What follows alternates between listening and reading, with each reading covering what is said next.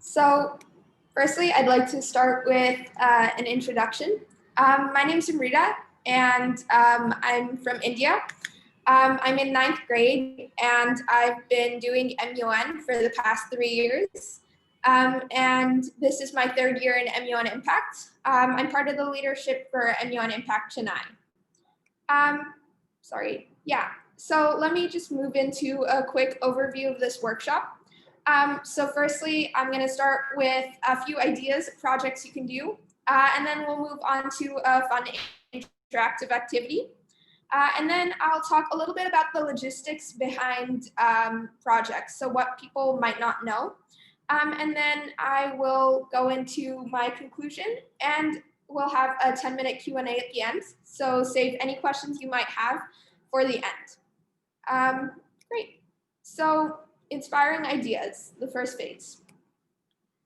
So what if instead of the UN, you were the one trying to resolve global issues?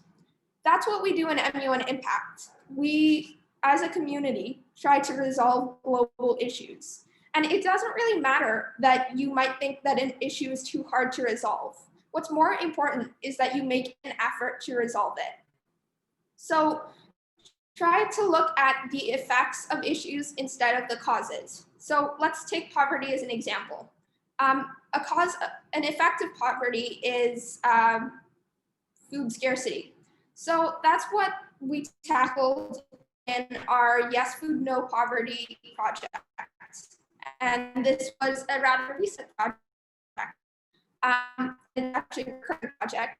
So what we did was we spread awareness, and we also included an interactive element where people could write down their ideas for resolving these issues. So I'm going to move on to a type of project that you can do, an awareness campaign.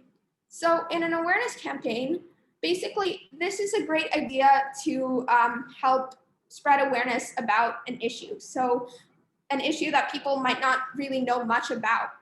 So you can make posters and design interactive activities that get people involved in the issue and get them engaged. So make sure to include a call to action. So this is basically promoting people to basically act on the issue and really get involved in the issue. And remember that with an awareness campaign, your goal is to engage people. So one of the projects that we've done is Yes Food, No Poverty, as I just mentioned. And basically, this project spread awareness about poverty and hunger. And we included resources that people could look at, as well as an interactive activity. So this helped engage people a bit more, and it's something a bit more memorable than the standard poster on the issue. So I definitely recommend including an interactive activity. And we had a call to action that was looking at these resources and contributing to the interactive activity that we had. Another type of activity is a service activity. So this includes donations over a long time, so like fundraisers, and programs, so teaching students. A project that MUN Impact Chennai has done is TFI, Teach for India. So we work with this organization, and we taught kids how to debate, and we taught them how to write resolutions and position papers. So a lot of these kids actually didn't speak much English. So this project helped build their English skills, their public speaking skills, as well as their ability to communicate with one another. It also taught them about world issues. So that was the purpose of this project. At the end of the year, we had a demonstration for what the kids' skills were. And this was conducted at this well-known university called IIT.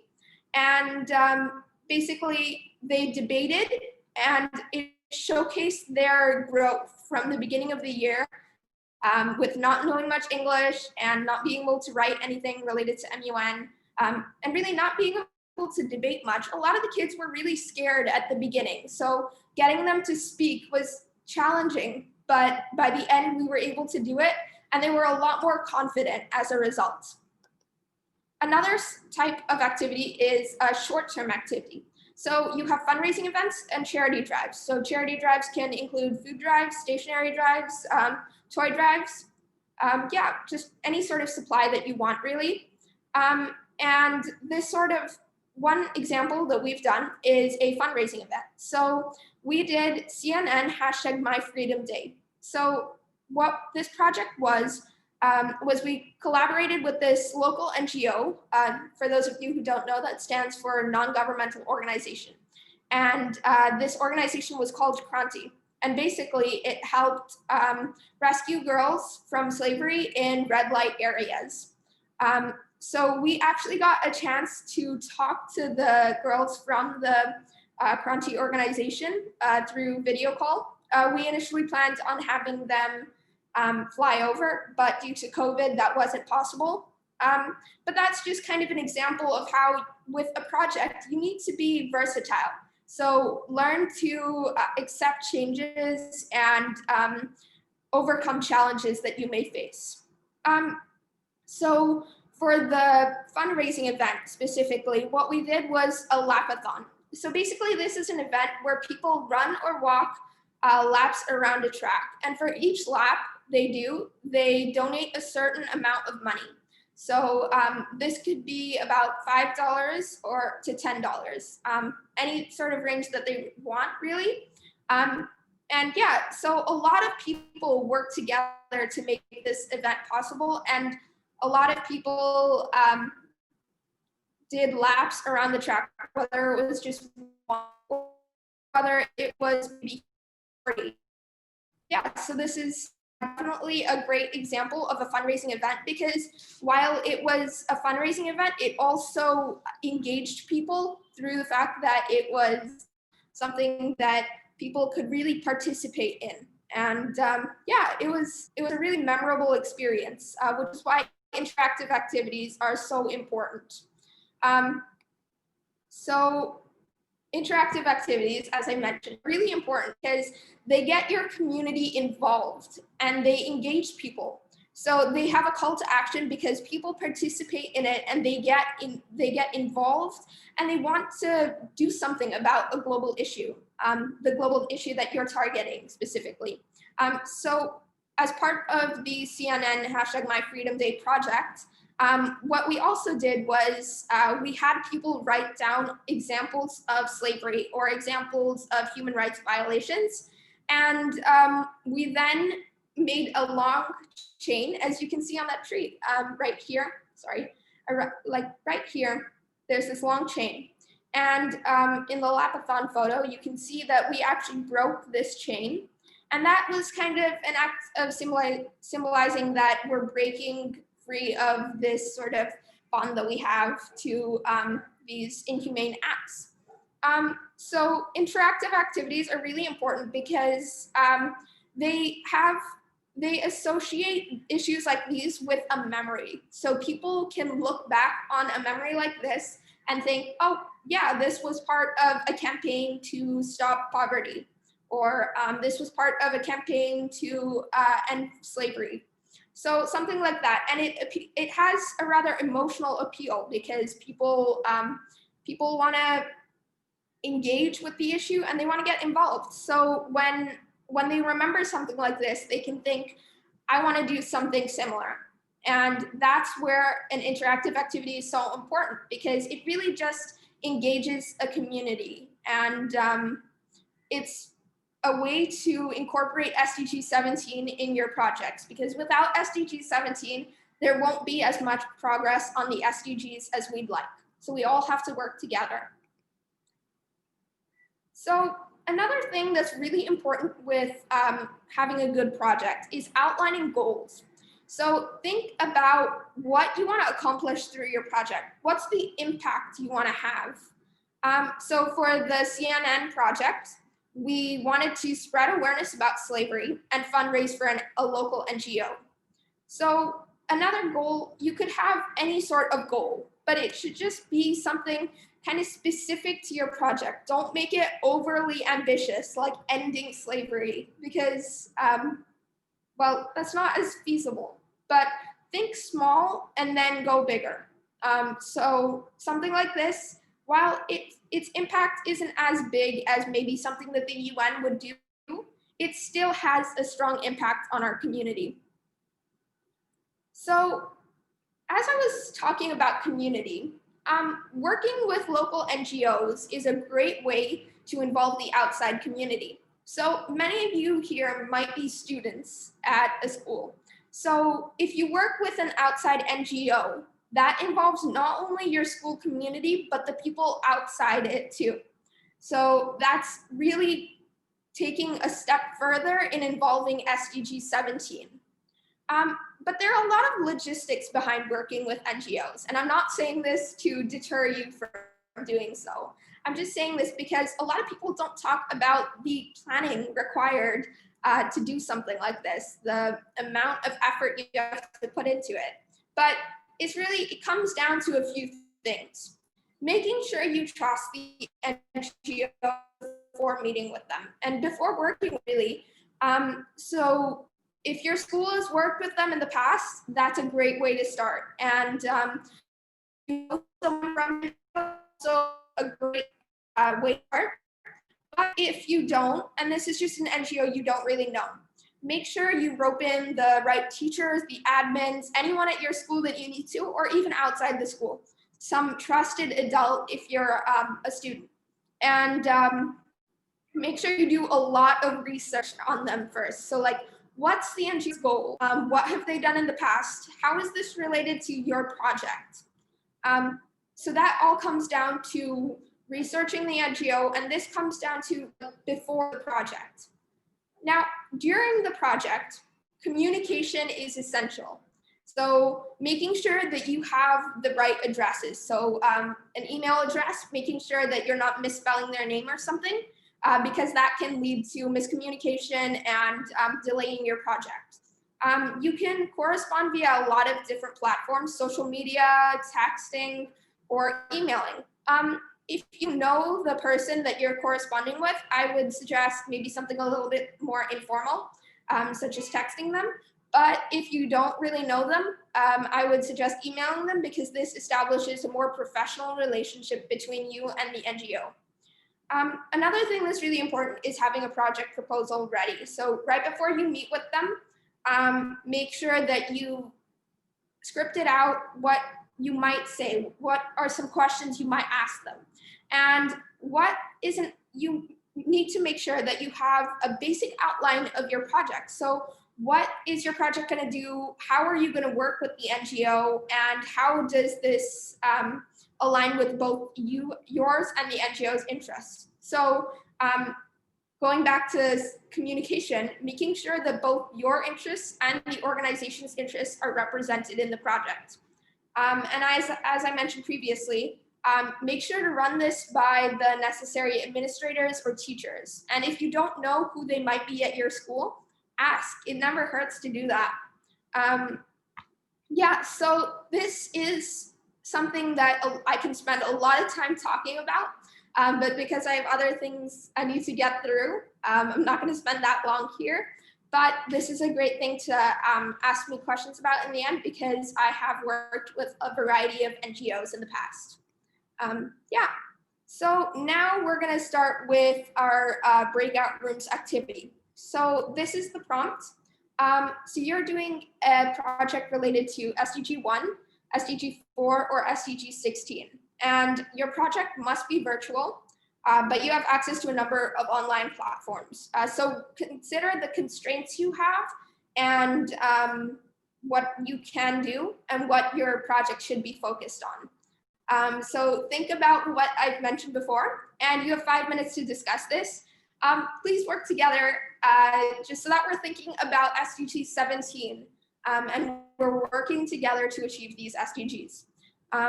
Yeah, so can we enable breakout rooms? Oh, and screenshot this if you need to, or take a photo of it. Do anything you need to just so that you have access to this in the breakout rooms because I can't continue sharing for the breakout rooms. but I can put this in the chat if you want. Okay, I'm just gonna stop sharing my screen. And while you're in your breakout rooms, if you all would turn on your videos if possible, so you can see each other and relate to each other, that would be great. Yep. I would highly recommend that you guys talk to each other instead of just writing it out in the chat. But yeah.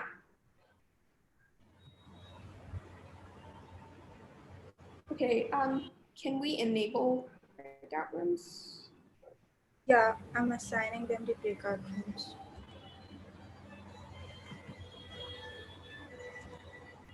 Great, thank you.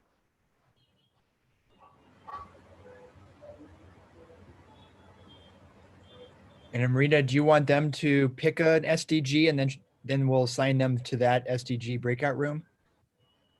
So I was hoping we could have 3 breakout rooms. Yes, you can turn on your cameras. Okay. And Krisha, how about if Krisha just does 3 breakout rooms and we assign them randomly to those rooms? Yeah, so 2 breakout rooms.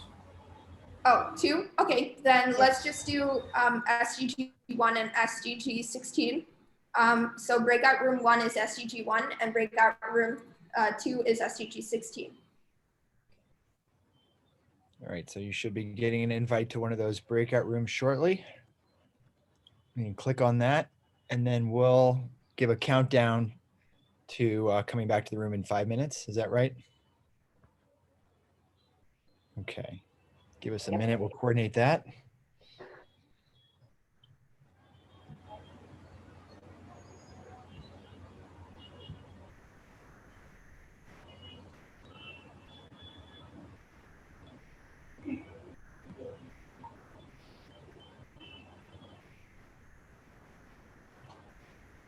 There we go.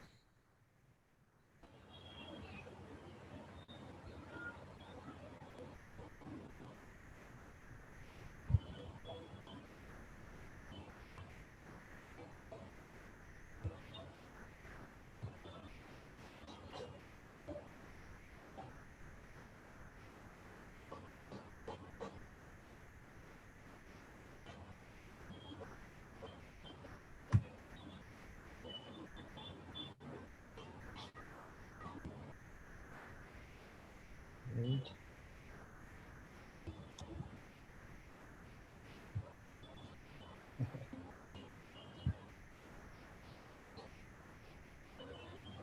Mira, do you see your assignment?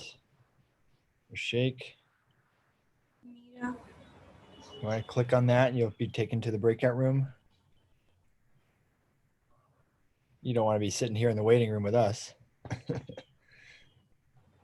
Yeah. Shake, have you been assigned a breakout room yet? Mira and Shake both have been assigned SDG 16, breakout room 2. Okay. Okay. Should see at the bottom of your screen a breakout room, or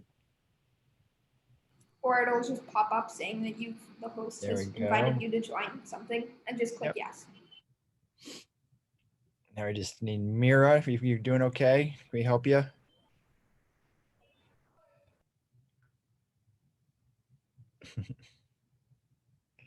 How's Miss McFarland, Amrita?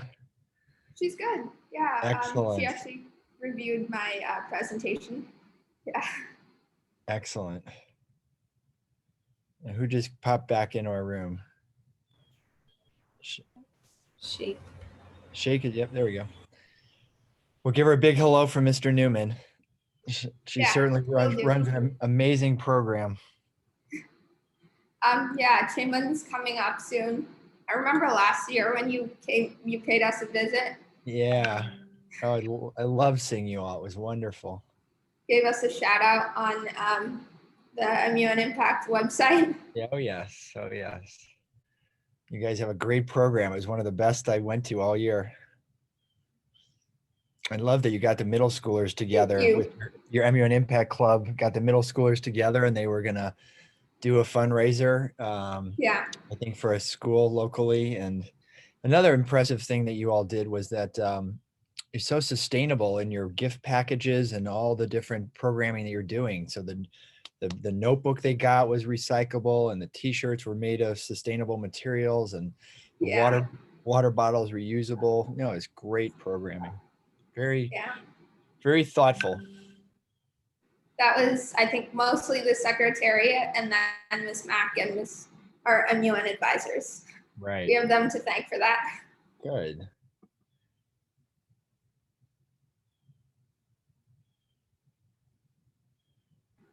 Oh, someone just joined. Okay. It's connected to audio. Hi. It's Okay, the so admin. Yeah. I'm the admin. My Zoom just crashed. oh, never mind. Oh, there, Mira just figured it out. Okay. Do you want to bounce around to those rooms? Do you want to go see what they're doing, or you just leave them alone? Sure. How do I Okay. join? It doesn't show up for me. If your co-host, SDG do want. if we assign you one of them, then you should be able to see both rooms at the bottom of your screen. Okay, cool. Krisha, if you just want to assign her one.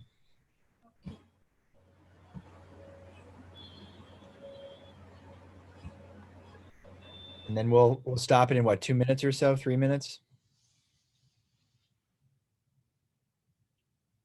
Okay. Grisha, do you know how to give a countdown? Is that listed on there somewhere? I think we can just broadcast a message to all the breakout rooms. Right, exactly. So why don't we say, let's give him another 3 minutes, maybe. You usually need more than 5. You want to throw me into one of the rooms?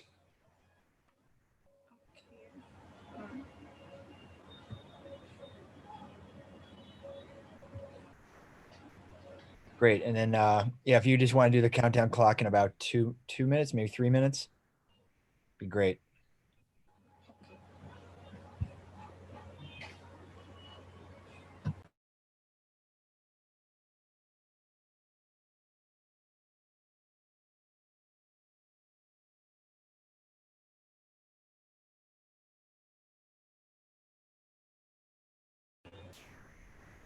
Eric, have you completed the country tally? Yeah. I updated the last time I updated it was when the second Malaysia came in.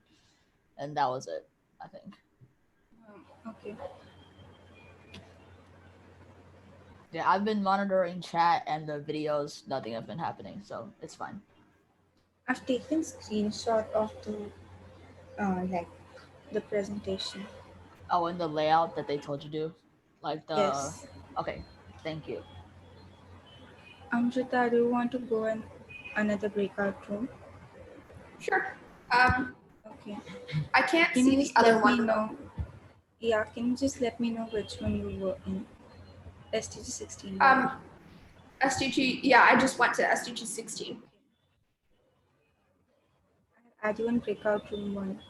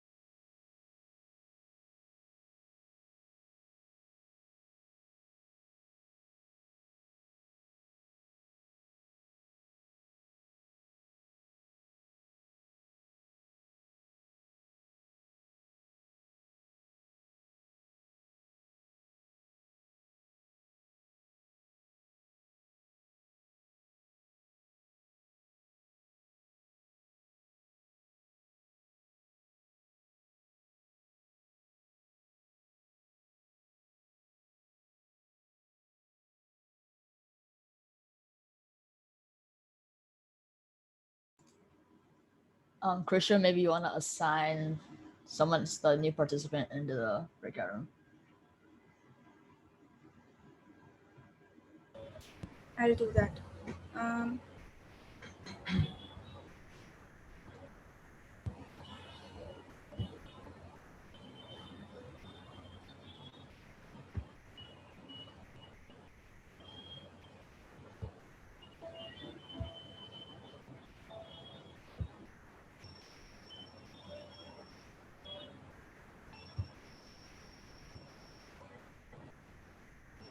So have you guys been the admins for other presentations so far?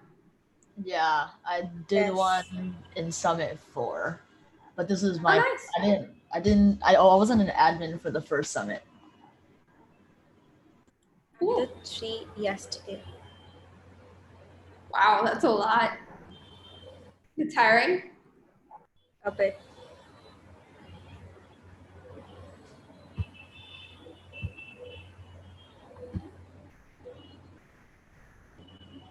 Seemed like our breakout room closed down. I don't know. Charlotte, you want to try to go back? On the bottom, you see that we said breakout. You can go back to 1. There you go. I think I was more of a distraction for them. I left. All right. Yeah. They may have all left. I don't know. They disappeared. They were intimidated. I'm not sure. Can we close up breakout rooms? Yeah. I think people Yes. are pretty much done.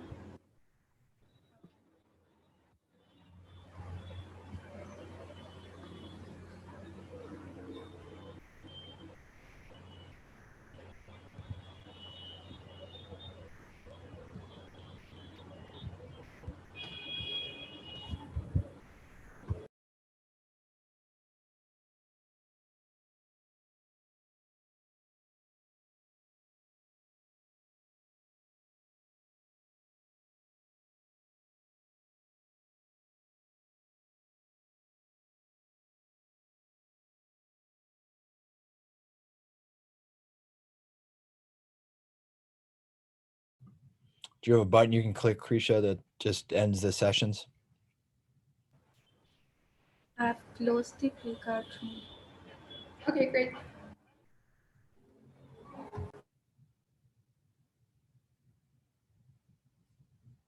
Well,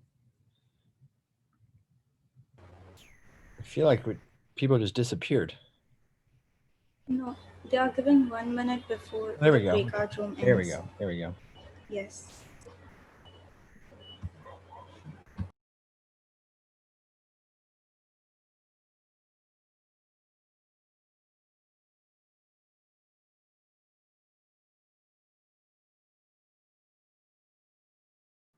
Okay, guys. I think we'll just start again. Sorry, one sec. There we go. Okay. Yeah. So, do you guys want to just share out really quickly about like what you guys did in your breakout rooms? What'd you come up with? And you can just either unmute, which I encourage, or you can just type it out in the chat. I'd prefer to have at least one person from each group. So go ahead.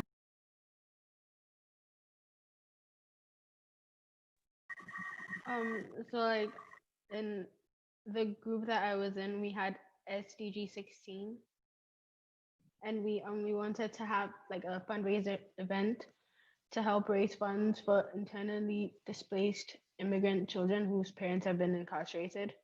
And like the fundraiser would be like done by having the people in their communities like have a yard sale and like sell the things that they don't need to help support these children, like these people.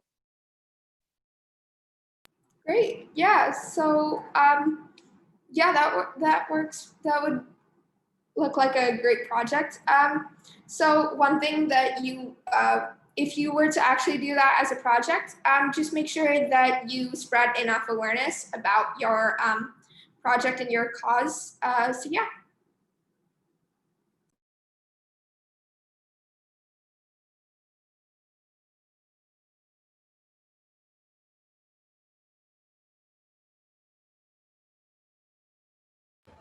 Shambhavi. So, hi.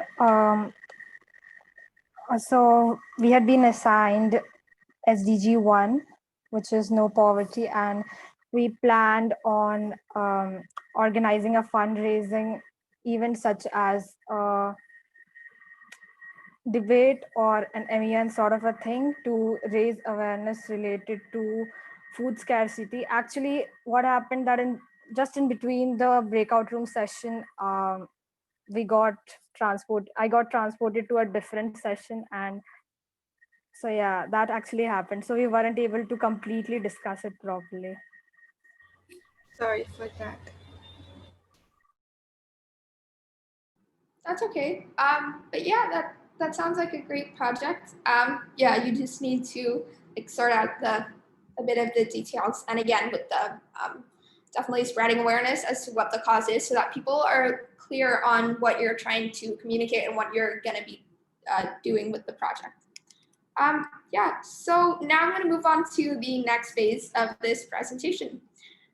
Okay, so working with people is one of the most important parts of a project. You could do an individual project, but I highly encourage you to work with people because it just, it's easier to have, because then you can make a bigger project and it'll be easier for you to plan that out. And also involves other people, so it takes into account SDG 17. So when you're working with people, try to be a leader. If you're the leader of the project, so I know that's a bit vague, but basically what that means is making sure that you're being assertive, but not too assertive to the point that it's not too assertive to the point that people don't want to actually do the work or work with you. But either way, there are a lot of components to being a leader, but it really just means stepping up and trying to take charge of the project.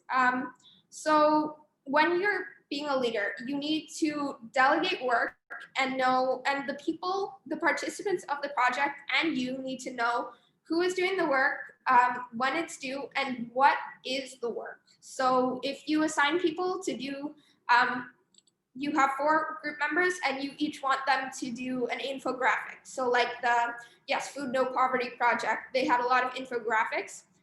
So if you want to assign each person to do one infographic, you have to allot a reasonable amount of time for them to get it done. So maybe a week or 2, so until your next meeting, and make sure that they know clearly what they need to incorporate in the infographic and what they need to do really.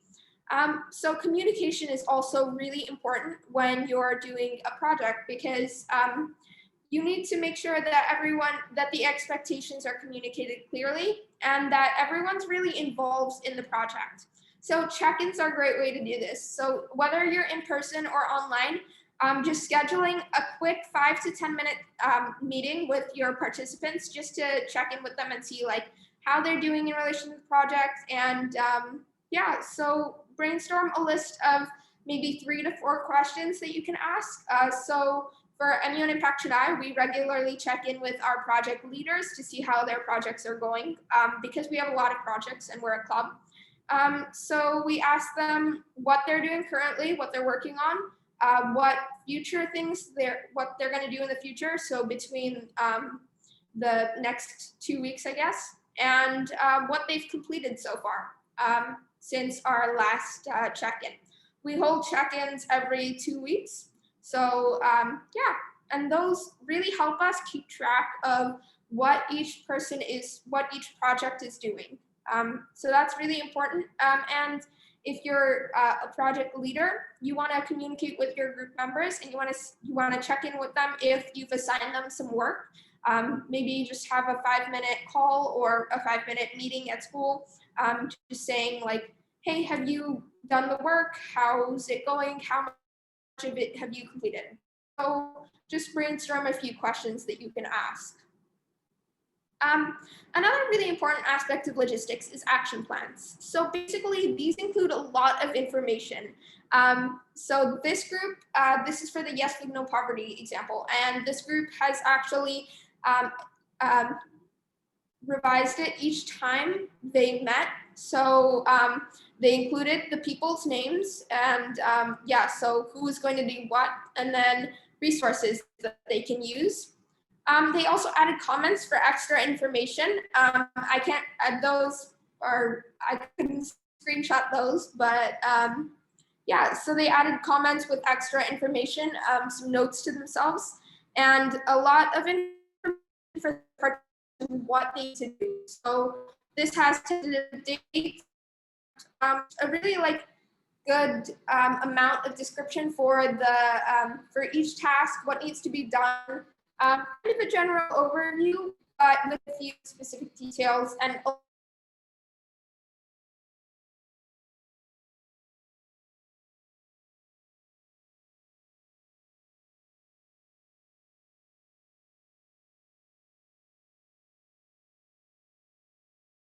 hi everyone, sorry. For some reason, Zoom kind of just kicked me out of the meeting. So I'll just kind of resume with what I was doing before. But yeah, can you guys hear me okay? We hear you fine. It's Yes, great. we can hear you. Okay, thanks. Okay, so checklists. These are also really important when you have a project, because if you have a lot of things on this checklist that you need to do for your project, you can just tick it off as you go along. And when you look back at it, you can see what you've done so far. And these are just really useful for each project. So this is an example of a checklist we've created. So the blue highlights are things that everyone must do, and then the white is optional. So obviously your checklist is going to look a little bit different, but while it might take a while to make, these are still really useful to have a successful project. If you look at it the week before your project happens and you realize that you haven't included something in the school's communication, then you can just quickly do that or send an email out to make sure that that happens. So yeah, so these things can be really useful in terms of logistics, and it's something that not many people really mention when they talk about planning a project. So I definitely wanted to mention that. So now I want to share with you guys a case study. So basically, this is an example of a project we've done, and basically what our challenges were and what the leaders did. So I want you to evaluate how well the leaders tackled their challenges, what you would have done in their place, and what they did well. So I think that can just be shared in the chat. So I will just stop sharing my screen. Yeah, so I'll give you guys about 5 minutes to just share out in the chat or unmute your microphones, which I highly encourage. So yeah, once you're done reading, you can just share out. Krisha, could you just paste that in the chat, please? Yes. Thank you.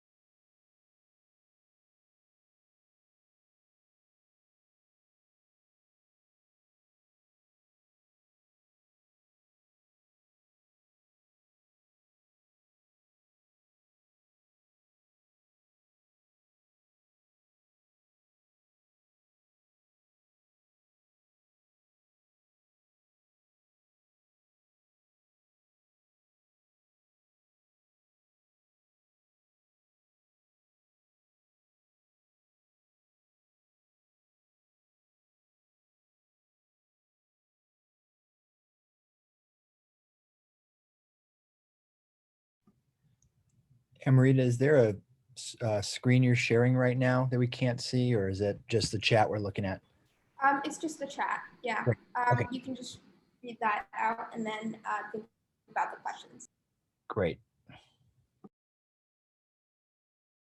And then will you describe to them again what you'd like them to put into the chat? Sure. Okay, so what you need to put in the chat is try to evaluate how well the leaders address their challenges. So what you would have done in their place, and then also what they did well.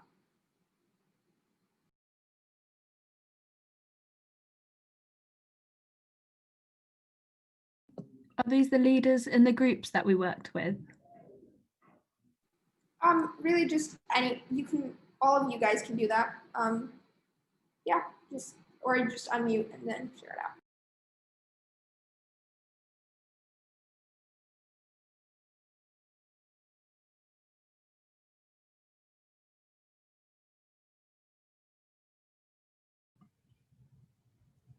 Who's going to be a leader and go first? Who's going to write that first message in the chat?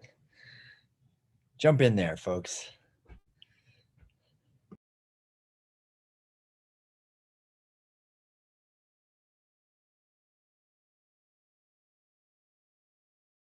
If it's too long, you can just say it out loud. I encourage you guys to just unmute.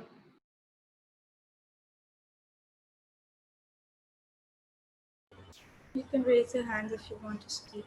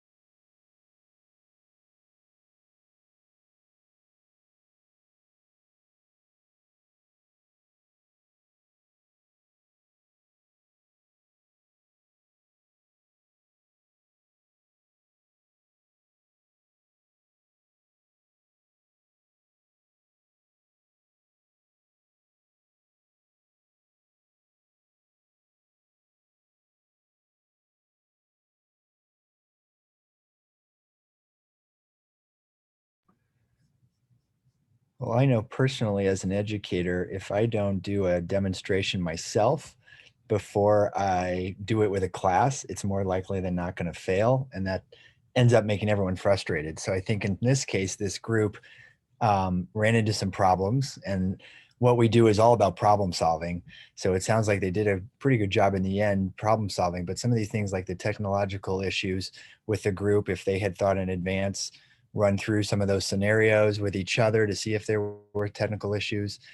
We certainly have that at MUN Impact when we reach out to folks in least developed countries to expect them to turn on their videos for us. It often breaks their connection, so there's connectivity issues. So practicing those things in advance as best as possible before you present it to a group could lead to success.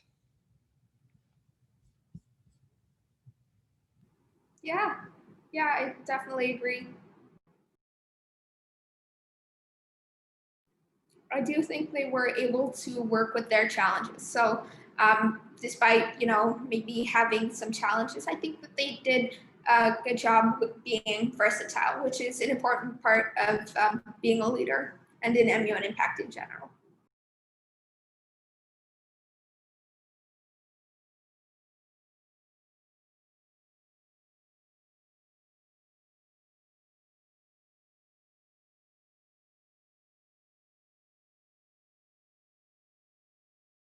Who wants to go next? I could go maybe. So for a leader, the same thing as Mr. Newman said, they need to be part of the group. So if you're delegating work, jobs and bits of tasks for them to do, they need to do the jobs themselves so that they're part of the group still, not just above the group. Yeah.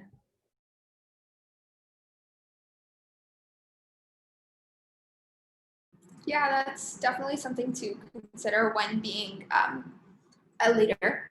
I think that involving the people is really important.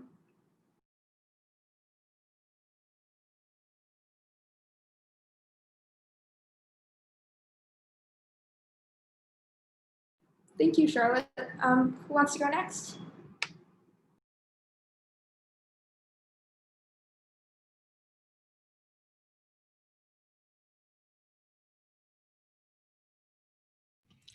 I'll throw one more out there. One of our groups had a bake sale. It's a popular way to do a fundraiser.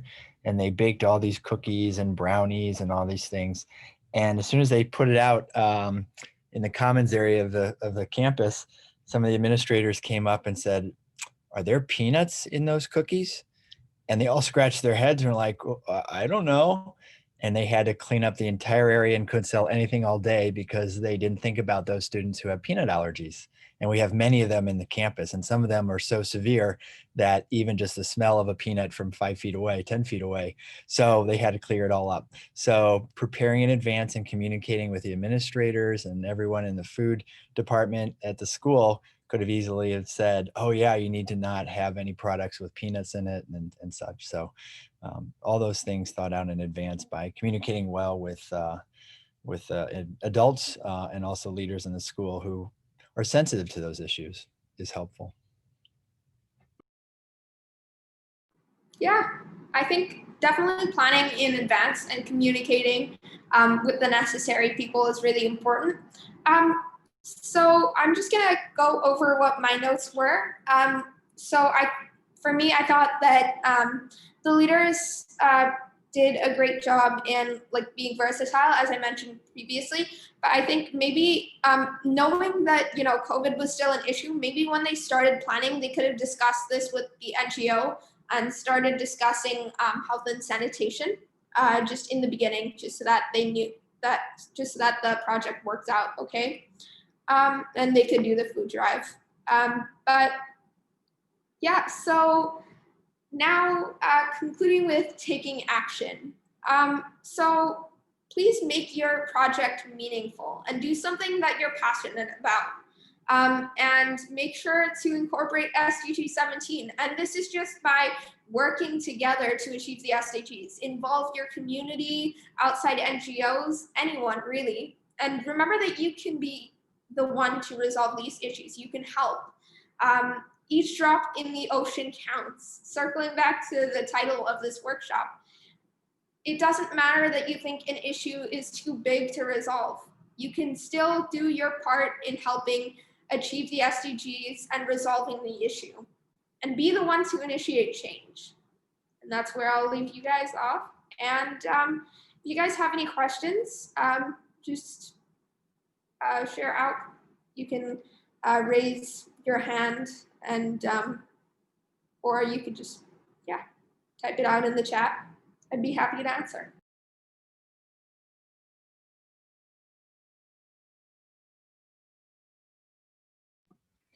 I'm curious how often your club, your M&M Impact Club, meets every month. Those organized activities. We meet every week on Thursday, so after school, and we communicate with so the project, the leadership for our club communicates with each of the project leaders, and we ask them, do you need to meet with your group members this week? And we put people in breakout rooms based on their project. So yeah.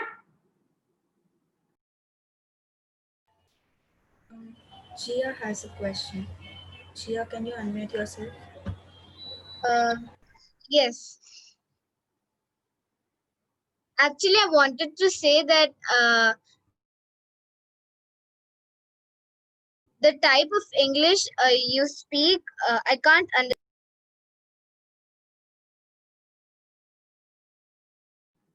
Oh, sorry about that. Yeah, it's no problem. I hope you were able to get a bit of information out of this workshop. Yeah. Yeah, I was able to understand a little bit. Was I speaking too fast? Sorry about that. No, it's your language. I can't stop you from that.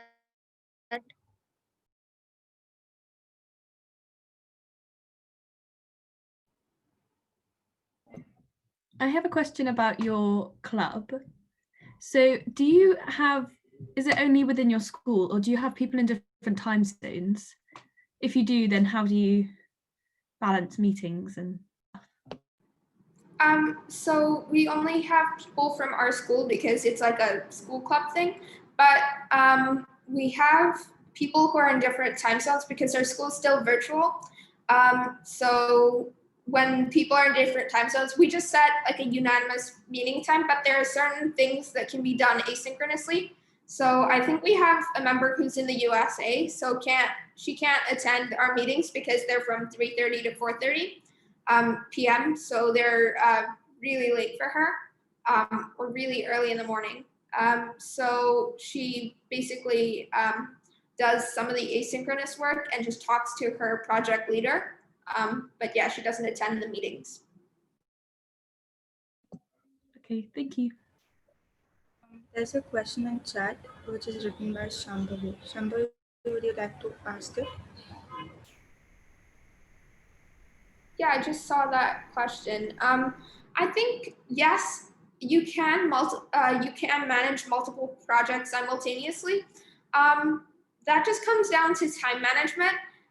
So it's learning to budget your time to make sure that you're not spending too much time doing small things, and it comes down to like, are you leading the projects? If so, make sure that you're delegating effectively and you're not taking the brunt of the work. But at the same time, so when you're delegating work, you need to make sure that you don't assign your group members everything. So you should be doing a little bit too, but the work should be even. So in that regard, I think, yes, it's possible to manage multiple projects simultaneously. I haven't led multiple projects simultaneously, but I am leading a project now, and I'm in a part of like 2 other projects within my club. So because we just meet sometimes, so I can meet with them, I talk to them about what I need to do. So yeah. And thank you, Mr. Newman.